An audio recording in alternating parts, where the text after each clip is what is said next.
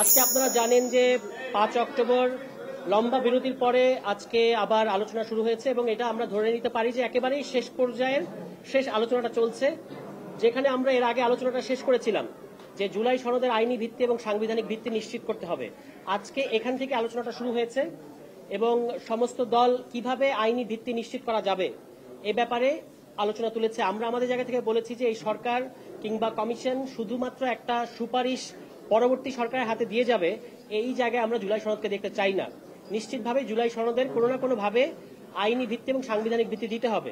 এটা দেওয়ার সর্বোৎকৃষ্ট উপায় আমরা সবসময় বলেছি যে জনগণের অভিপ্রায়ের ভিত্তি দিতে হবে, কারণ নেক্সট পার্লামেন্টে যদি দেয়া হয় সর্বোচ্চ সংখ্যাগরিষ্ঠের ভিত্তিতে যে পার্লামেন্ট গঠিত হয়, তারাও যখন কোনো সংশোধনী আনে এই সংশোধনী পরবর্তীতে আদালত চাইলে বাতিল করে দিতে পারে। বাংলাদেশে একাধিক নজির আছে। আমরা জুলাই সনদকে ওই সংশোধনীর চেয়ে বেশি কিছু মনে করি। ফলে আমাদের কিন্তু শুরু থেকেই এই দাবিটা ছিল, আপনারা জানেন যে গণপরিষদ গঠন করতে হবে, আগামী নির্বাচনটা হতে হবে গণপরিষদ নির্বাচন, এবং এছাড়াও আগামী যে নির্বাচিত সভা তাদেরকে একই সাথে দুটো ভূমিকা দেওয়া যেতে পারে, তারা একই সাথে গণপরিষদ এবং একই সাথে পার্লামেন্টের ভূমিকা পালন করবে। এই কথাটা আমরা লাগাতার বলে এসেছি এবং তখন রাজনৈতিক দলগুলো এটাতে খুব বেশি একমত না হলেও এখন আজকে আমরা যেখানে এসে দাঁড়িয়েছি আমরা নিঃসন্দেহে এটা বলতে পারি যে আজকে আমরা প্রায় সমস্ত রাজনৈতিক দল একটা কনসেনসাস কিংবা ঐক্যমত্যের জায়গায় আসছে, সেটা হচ্ছে যে জুলাই সনদের আইনি ভিত্তিটা আগেই দিতে হবে। এক্ষেত্রে আপনারা জানেন যে কমিশনের পক্ষ থেকে সাংবিধানিক আদেশের কথা বলা হয়েছে ইতিপূর্বে, অন্যান্য দলও কিছু কিছু দল এই দাবি তুলেছে।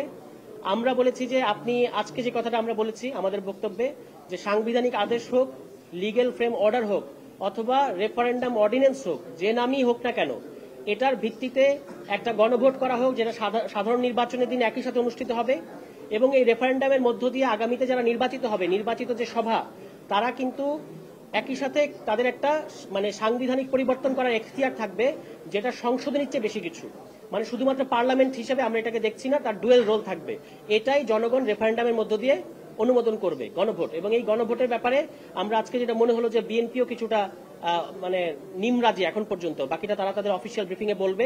কিন্তু আমরা এই যে প্রক্রিয়াটা বললাম, আমরা বলেছি যে সোজা পথ কখনোই আমরা অ্যাভয়েড করতে পারি না। এই সোজা পথটা হচ্ছে যে সাংবিধানিক আদেশ হোক কিংবা রেফারেন্ডাম অর্ডার হোক, যে নামই আপনি দেন, এর ভিত্তিতে গণভোট হবে এবং গণভোটের মধ্য দিয়ে জনগণ আগামী সংসদকে বা আগামী নির্বাচিত সভাকে একটা স্পেশাল স্ট্যাটাস দিবে যে তারা প্রথম অধিবেশনে হোক কিংবা একটা নির্দিষ্ট সময়ের মধ্যে হোক তারা সাংবিধানিক পরিবর্তনগুলো করবে।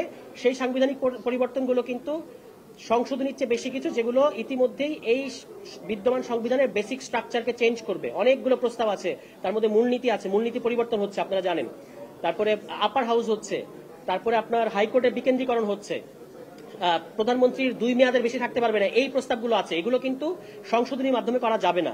এ কারণে আগামী নির্বাচিত সবার এই দুটো রোল থাকবে। এখন এই জায়গায় সবাই এটাকে বিবেচনা করছে এবং আমাদের বিশ্বাস যে এই জায়গায় সবাই একমত হবে। ফলে এইখানে আমরা এনসিপির পক্ষ থেকে যে কথাটা বলেছি, এখন ন্যাশনাল কনসেনসাস ওইখানে আসবে বলে আমাদের কাছে মনে হচ্ছে। গণভোটের পরে গণভোট followed by dual role of the parliament. এখন এই ক্ষেত্রে আমরা বলেছি যে অনেক আলোচনা হয়েছে এবং আলোচনা আর টেনে গিয়ে লাভ নাই। আমরা বুঝতে পারছি যে রাজনৈতিক দলগুলো যেটা বলেছে তারা এখানেই থাকবে।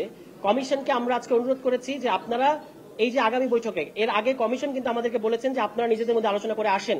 তো রাজনৈতিক দলগুলো নিজেদের মধ্যে আলোচনা করেছে, ইনফরমালি আলোচনা করেছে, সেমি আনুষ্ঠানিক আলোচনা করেছে, এগুলো আপনারা জানেন। আজকে আমরা কমিশনকে বলেছি যে এই যে বিভিন্ন রাজনৈতিক দল যে কথাগুলো বললো, ভাষাগত ভিন্নতা বাদ দিলে মোটামুটি স্পিরিটের দিক থেকে সবাই এক জায়গায় এসেছে যে জুলাই সনদের আইনি ভিত্তি এবং সাংবিধানিক ভিত্তি দিতে হবে।